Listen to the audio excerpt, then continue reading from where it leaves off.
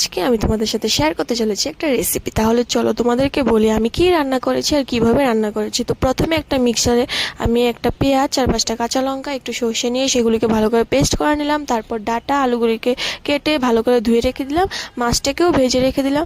তারপর প্রথমে একটা কড়াই নিয়ে তাতে তেল দিয়ে তেলটা গরম হয়ে যাওয়ার পর তাতে দিয়ে দিলাম 5 ফোড়ন। একটু পরে আমি দিয়ে দিলাম আলু আর ডাটাগুলি।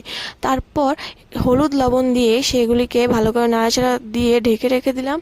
একটু হয়ে যাওয়ার পর তাতে আমি দিয়ে দিলাম আমার পেস্টটা দেওয়ার পর সেই মিক্সচারটা করেই আমি তাতে দিয়ে দিলাম জল। তারপর যখন ঝোলটা একটু ফুটতে শুরু হলো, ঝোলটার মধ্যে দিয়ে দিলাম মাছগুলি।